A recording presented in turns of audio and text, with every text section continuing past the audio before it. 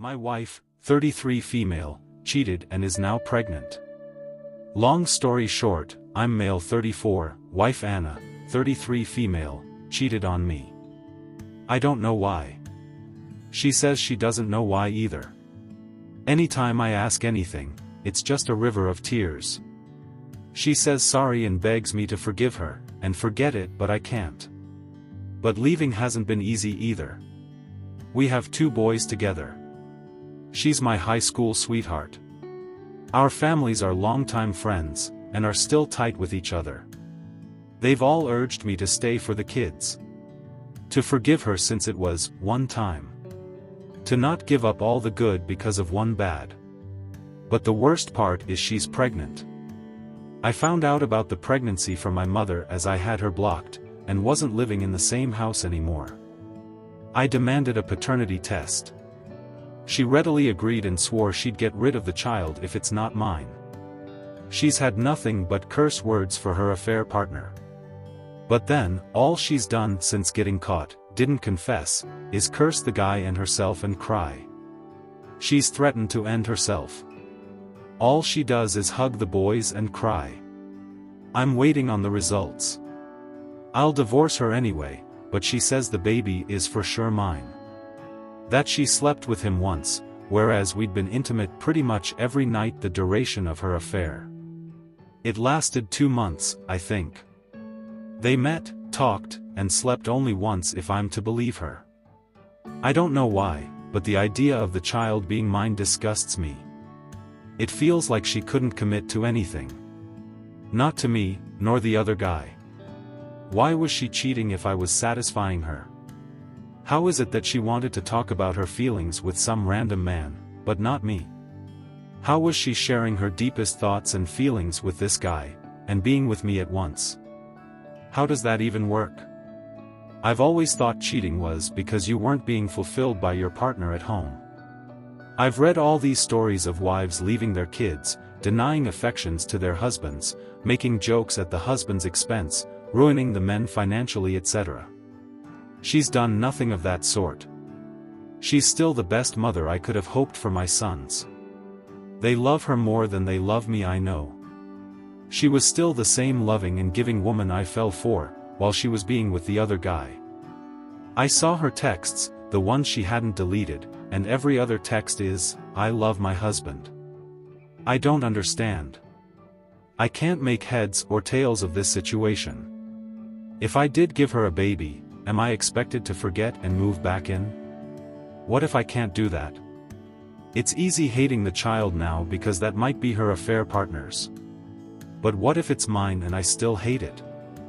I genuinely don't know how to be without her.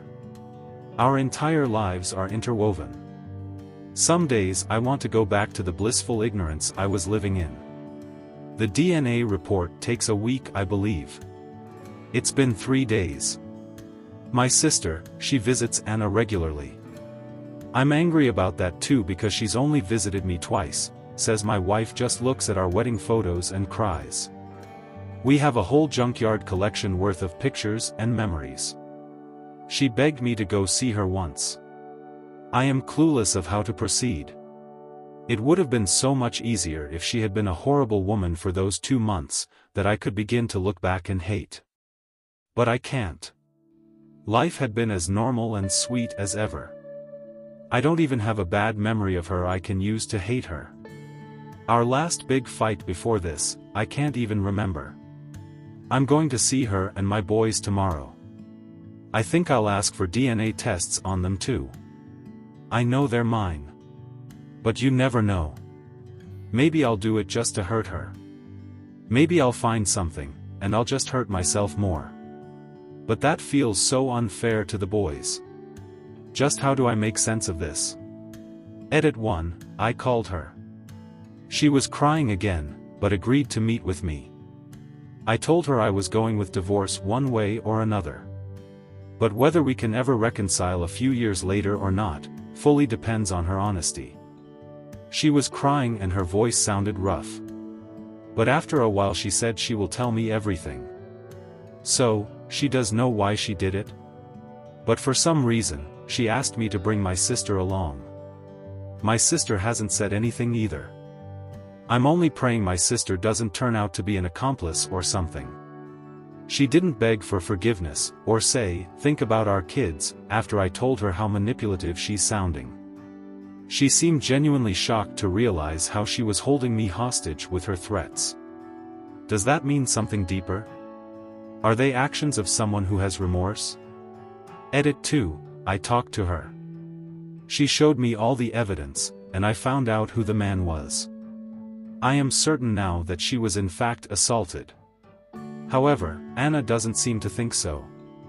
She says she didn't fight back and had goaded him, which made him attack her. I cannot update because Reddit is being strange. I have decided to put everything on hold for now. And just take her to counseling. Nothing else until I get the paternity results on the baby. Thank you so much for all the advice. Update 1. So, the DNA reports came back. And the baby is mine. I wasn't even surprised at this point. The day we sat down and talked, she told me she had returned home to immediately take her birth control pill. So, she was certain the baby would be mine, and she once again said if by any chance it was the other guy's, she would abort the baby. That she had no plans or desire to have kids with anyone except me. I won't lie, her words were a good comfort to me. I could tell she was telling the truth. I've been reading too many Reddit stories of men finding out their wives were all too willing to have some random man's child. I cannot lie, even the idea of that made me sick.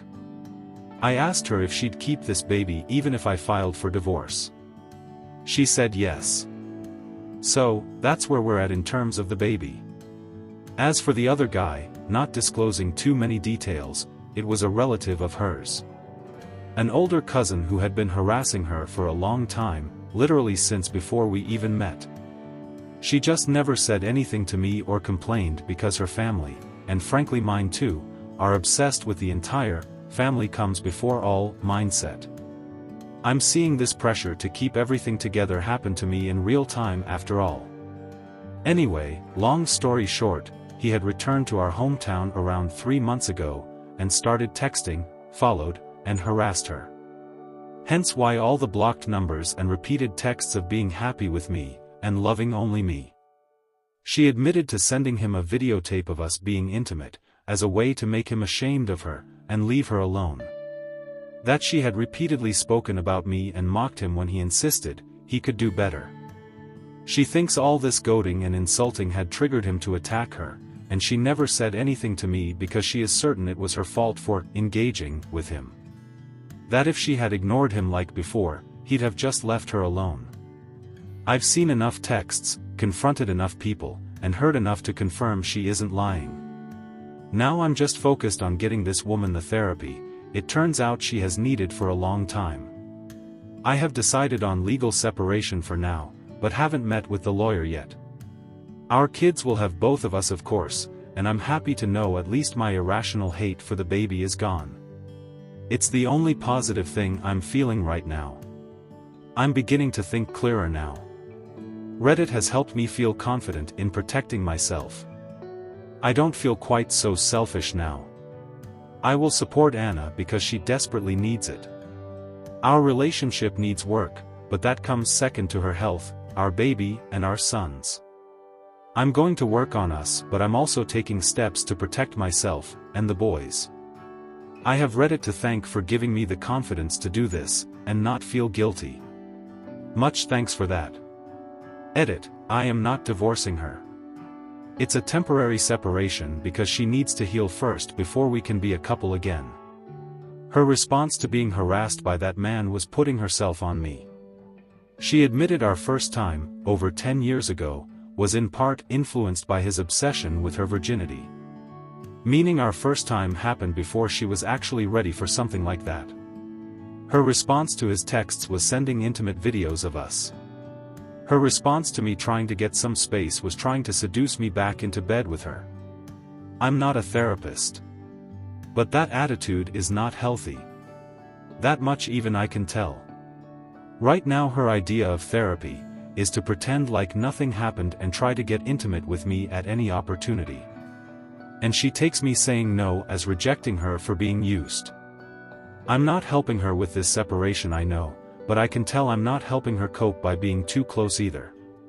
A little separation is best as suggested by the therapist and lawyer. Yes, I know she didn't cheat. It's that the title has to be same for an update. I'm not calling her assault cheating. Wow, that was a lot to unpack. What do you think? Is OP doing the right thing? Did he overreact in the first place without getting all the info? Or has he handled it well? Let me know what you think in the comments. Have a great day and see you next time.